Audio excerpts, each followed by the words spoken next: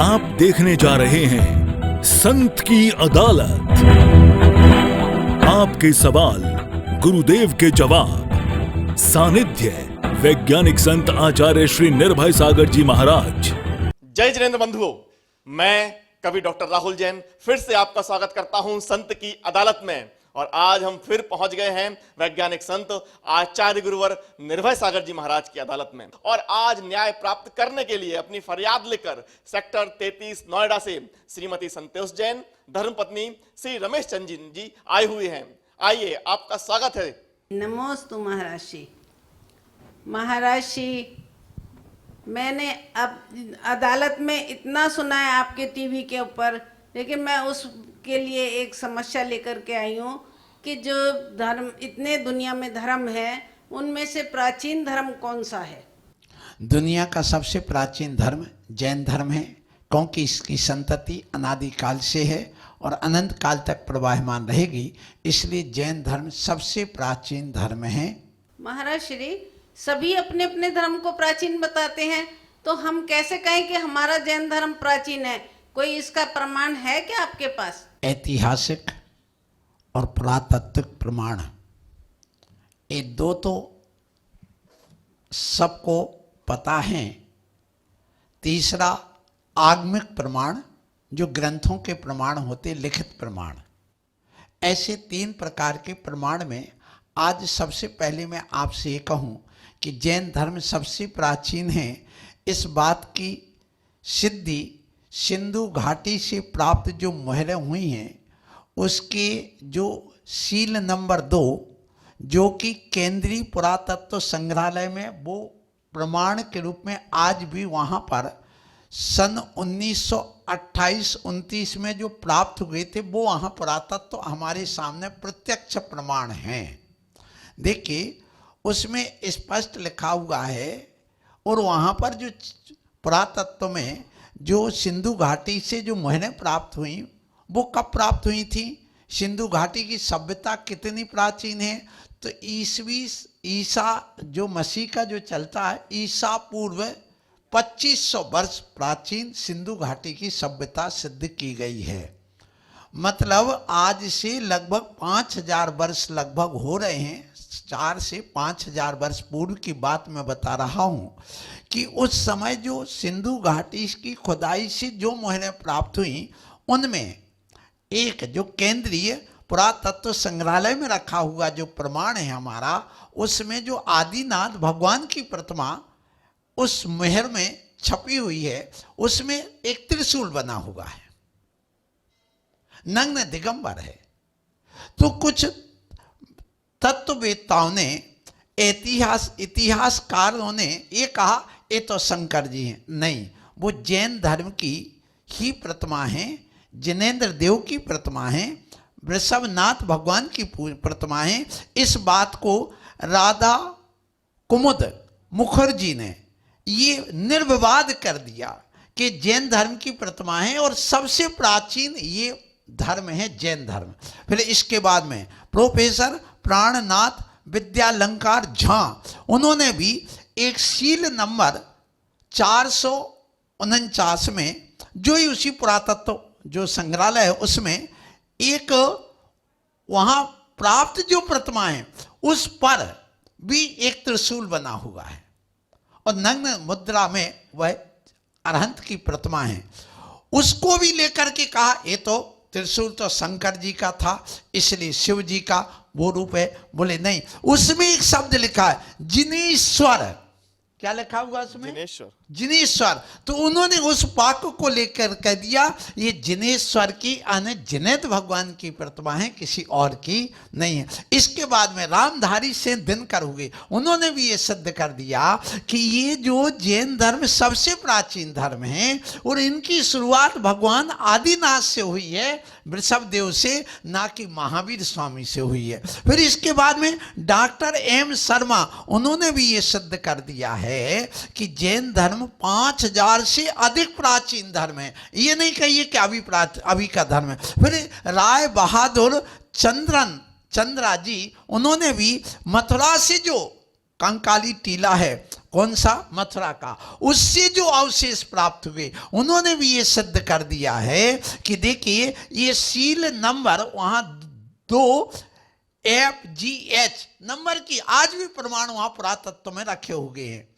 और उसमें भी सिद्ध कर दिया गया कि कायोसर्ग मुद्रा में जो प्रतिमा प्राप्त हुए हैं नग्न दिगंबर, ये जैन धर्म की प्रतिमा है। इसके बाद में TN रामचंद्रानंद ने भी इस बात को भी सिद्ध कर दिया। फिर इसके बाद में अब डॉक्टर विसेंट S स्मिथ, वो जो विदेशी हैं, उन्होंने भी ये सिद्ध किया कि ईसा के बहुत पहले ये जैन धर्म था। और उन्होंने स्पष्ट कहा है कि देखिए ये जैन धर्म दुनिया का सबसे प्राचीन धर्म है। ये मैं नहीं कह रहा हूं, ये प्रमाण कह रहे हैं। फिर इसके बाद में सर जॉन मार्शल, उन्होंने भी ये सिद्ध कर दिया। मोहनजोदड़ो की, हड़प्पा की खुदाई में उन्होंने जो प्राप्त किया। और उसके बाद में एक और हुए हैं बनर्जी जी, उन्होंने भी ऐसे हजारों प्रमाण आपको हम लिखित आपको बता देंगे। और ये मैं अपनी तरफ से नहीं कह रहा हूं, वॉइस ऑफ अहिंसा वॉल्यूम नंबर 1 सुनिए, उसमें भी द्वितीय भाग के पृष्ठ नंबर 20 में प्रोफेसर ऑर्किक ब्रह्मा यूनिवर्सिटी ऑफ द मेक्सिको में भी इस बात को सिद्ध कर दिया गया। अब इससे बड़े प्रमाण आपको और क्या दूं? और सुनिए, लोकमान्य तिलक जो सबसे बड़े माने हुए विद्वान माने जाते हैं, इनका अभिमत था, सुनिए, कि जैन धर्म के जो पृष्ठ उनके जो ये 27 पृष्ठ पर रेव जैन T वेसेंट ने भी इस बात को सिद्ध किया है। उसमें भी लिखा है, लोकमान्य तिलक के ऊपर उन्होंने जो अभिमत अपने व्यक्त किए, उन्होंने भी ये सिद्ध कर दिया कि ये जैन धर्म स्वर्ण अक्षरों में लिखे जाने वाला है। और स्वर्ण अक्षरों में लिखे गया है पहले, और ये भी अभी लिखा जाने वाला है। इन सब बातों से ये सिद्ध होता है कि जैन धर्म सबसे प्राचीन धर्म है। ये अपने शिलालेख और गुफाओं से, अब हाथी गुफा है, आप चले जाओ कहाँ, उड़ीसा में, वहां पर भी ये सब आलेख और प्रतिमाएं, ऐसी कहीं पर भी जाओगे जहां भी मिलेंगी, पुरातत्व की दृष्टि से जैन धर्म की प्रतिमा मिलती हैं।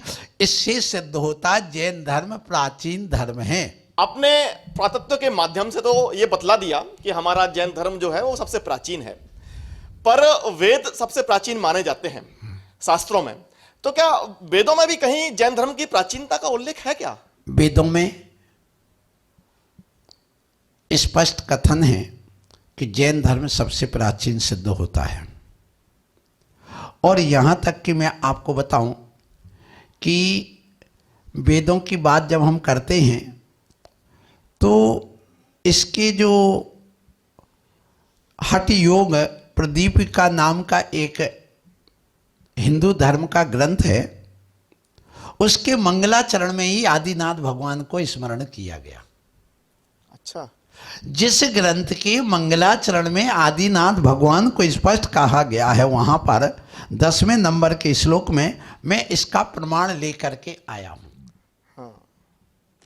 और इसके बाद इन्होंने ये स्पष्ट लिखा है, श्री आदिनाथाय नमा अस्तु तस्मै येन उपदिष्टता हठ योग विद्या।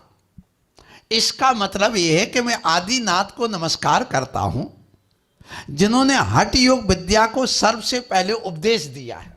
इसके पहले हठ योग विद्या को किसी उपदेश देने वाला कोई दुनिया में नहीं था। फिर इसी बात को सुनिए, इस हठ योग विद्या में स्पष्ट कर दिया है कि दिगंबरा, वो कौन थे? दिगंबर थे। फिर इसके बाद में सुनिए, यहां पर ये कह दिया गया कि भागवत गीता जो मानी जाती, भागवत स्कंद वेदों का जो माना गया, वेद में जो ऋग्वेद है, इस ऋग्वेद में स्पष्ट कर दिया गया कि देखिए, नाभि राय के पुत्र ऋषभदेव, जिनकी 101 पुत्र, भरत चक्रवर्ती प्रथम पुत्र था, और इनको 8वां अवतार माना गया। जो 24 अवतार, जैसे हमारे जैन दर्शन में 24 अवतार होते में से ही 8वां अवतार माना गया। हमारे जैन दर्शन के अनुसार यदि हम चलते हैं तो 14 कुलकर होते। कितने? 14 कुलकर। अंतिम कुलकर नाभि राय थे 14वें नंबर के। फिर 15वें नंबर के अवतार हमारे जैन दर्शन के अनुसार, वहां तो 8वां, हमारे यहाँ तो 14वें नंबर पर आ रहे, 15वें नंबर पर और आगे आ रहे। 14 में तो ना भी राय थे, जो मनु कहलाते थे, अंत मनु, उसके बाद इनको 8वां अवतार के रूप में वहां माने, लेकिन हमारे यहाँ तो 15वां हो रहा। तो इसका मतलब कि उन्हें तो और पहले हमारा मान लिया गया। तो इससे सिद्ध होता है, भागवत, ये जो श्रीमद् भागवत में स्पष्ट लिखा है कि देखो, आपको मैं स्पष्ट बता दूं, इनका ये कहना है कि देखिए, ये जो ऋषभनाथ देव थे, वे ऋषभ देव कैसे थे? महामुनि नाम, स्पष्ट लिखा। फिर इसके बाद में वैराग्य लक्षणम, और उनके पास में ना तो कोई कोपिन थी, ना उनके पास कोई कमंडलू था, ना उनके पास किसी प्रकार के और आरंभ थे, ना जनेऊ था, ये कुछ भी नहीं था उनके पास। और कह रहे देखो परमहंस थे वो, और कहा गया कि वे धर्मपरायण थे, और यहाँ तक कि शुक्ल ध्यान पढ़ा। शुक्ल ध्यान यदि है तो वो जैन दर्शन में ही शुक्ल ध्यान माना गया, और कहीं पर भी शुक्ल ध्यान की बात नहीं आती है। इसलिए ये सिद्ध होता है कि ये जो परम शुक्ल ध्यान से युक्त वो थे, और इन्होंने क्या किया कि हमेशा ये ब्रह्म व वर्त जो संन्यास धारण है उसको किया था, और ऐसा स्पष्ट करके इनने सिद्ध कर दिया कि आदि ब्रह्मा ऋषभ देव थे। लेकिन हुआ क्या है, मैं आपको बताऊं कि जब इतना सारा का सारा स्पष्ट कथन होने पर, और एक ग्रंथ में नहीं, और सुन लीजिए, शिव पुराण, वायु पुराण, वायु पुराण के 104 नंबर की गाथा में स्पष्ट लिखा हुआ है, 16वें नंबर के अध्याय में। और इसके बाद शिव पुराण 37 और से लेकर के 49 तक, ये लिंग पुराण में 47 नंबर पर, स्कंद पुराण में कौमारी खंड के 37 नंबर पर, ब्रह्म पुराण के दूसरे अध्याय के 14 नंबर में, और मार्कंडेय पुराण के 50 में, और उसमें लेकर के ये नारद पुराण के 48 नंबर में, अग्नि पुराण के 10वें में, और मत्स्य पुराण के 114 नंबर में ये स्पष्ट कथन मिलता है। जब इनमें सब कुछ मिलता है, उसके बाद भी सुनिए ये स्वीकार नहीं करते हैं। क्यों नहीं करते? इसके पीछे कारण क्या हुआ मैं आपको बताऊंगा। इसके पीछे कारण कई हुए हैं, और इन कारणों से कई ऐसी बात आ जाती है कि जो अपनी अपनी बात को सिद्ध करना चाहते हैं, और सिद्ध करके ये कहना चाहते कि नहीं मेरा अपना अपना कर रहे हैं। तो मैं ऋग्वेद के इस ऋषभ देव स्वयं आदि पुरुष थे, ये वहाँ पर ऋग्वेद के 39वें नंबर के इसमें स्पष्ट लिखा हुआ है। फिर इसके बाद में यजुर्वेद के 25वें नंबर में स्पष्ट अरिष्ट नेमिनाथ भगवान का नाम आया है। फिर और तो और मैं आपको एक और रहस्य की बात सबसे बड़ी बताऊं कि देखिए, यहाँ पर यजुर्वेद में भगवान महावीर स्वामी की उपासना बताई गई, और वहाँ पर ये देखिए यजुर्वेद के अध्याय 19 के मंत्र नंबर 14 में ये लिखा हुआ है स्पष्ट, आतिथ्यम रूपम आश्रम महावीर से नग्न हो, कि भगवान महावीर स्वामी नग्न थे, और इनमें वो महान अतिथि थे, पूज्य थे। और क्या कह रहे हैं, रूपम उपसद